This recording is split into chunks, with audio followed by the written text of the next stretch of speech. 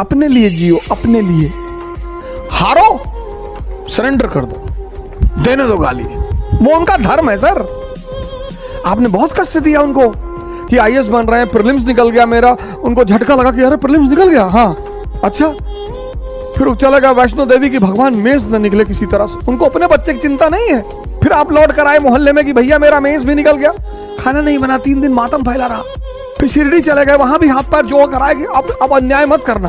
एक घटना घटी कि हम पढ़ा रहे कि कोई लड़की थी, किसी लड़के से लगातार बात कर रही थी 2-3 महीने से। फिर उसने एक दिन कह दिया मुझसे बात मत करो, लड़का डिप्रेशन में चला गया, हाथ तोड़ लिया अपना। मैनेजमेंट पे केस आया, मैंने कहा मुझे मिलाओ, इसका दूसरा भी तोड़ना है। भाई स्त्री ने तुमसे बात कह दिया, मुझसे बात मत करो, मत करो, नेक्स्ट दूसरा लो। वो लड़की हो, वो लड़का हो, वो कोई भी हो, मत पूछो किसी से। उठो पढ़ो, उठो पढ़ो। पढ़ने का टाइम मत बनाओ कि 5 बजे उठेंगे, 5:30 पे कॉफी पियेंगे, 5:35 पे खैनी बनाएंगे, 5:40 पे वॉशरूम जाएंगे। ये सब फालतू की नाटकबाजी मत करो। खूब पानी पियो, लिक्विड, खूब खीरा खाओ गर्मी भर, खूब तरबूज खाओ, इससे बॉडी वेट तुम्हारा हल्का रहे। चावल वावल कम खाओ, थोड़ा सा दिन में एक टाइम बढ़िया खाना खा लो बस, चाहे जब, रात में मत खाओ। रोना थोड़ी है जिंदगी में, जिंदगी इतनी मजेदार चीज है। बस तुम्हें खेलना आता हो, तुम्हें खेलना नहीं आता, तुम बल्ला पकड़ के पिच पे खड़े हो गए, गेंद कहीं उल्टी सीधी जगह लग गई, सर में लग गई, आंख में लग गई, फूट गई, आंख ही फूट गई। कौन बोला था लेके बैठ खड़ा होने के लिए?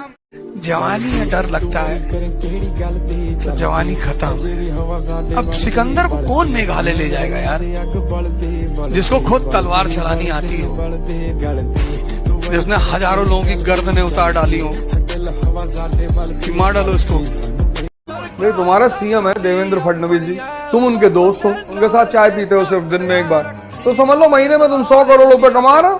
दे दिया एक्सप्रेसवे का टेंडर, पूना से मुंबई न्यू एक्सप्रेसवे पास कर दिया, पैसा 1200 करोड़। भाई ट्रांसपोर्ट और कम्युनिकेशन किसका सब्जेक्ट है? स्टेट का।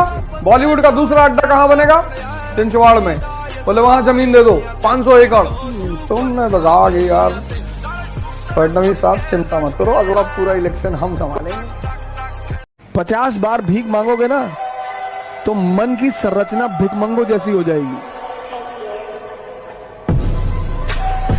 अगर राजा बनना चाहते हो तो राजा का भाव भी रखो। तो जितना ताकतवर इस वक्त इंसान अफगानिस्तान का है फिजिकली, उतना ताकतवर अमेरिका का नहीं है, क्योंकि उसके पास लग्जरी बहुत है। जहां भी लग्जरी होगी वहां कमजोरी होगी। हमारे पास कोई ऑप्शन ही नहीं था, हमें रात में 2 बजे निकलना होता था, गन्ने को पानी लगाना होता था। इस देश पर कैसे कब्जा होता है?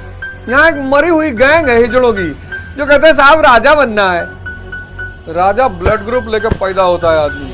वो चंदा साहेब, कंपनी साहब, मीर जाफर साहब, हमको राजा बनना। अबे बोले बनाएंगे बे राजा, आओ पैसा लाओ जी, अभी गन्ना बेचे, हाँ तो लाओ पैसा, गन्ना बेचे हो तो।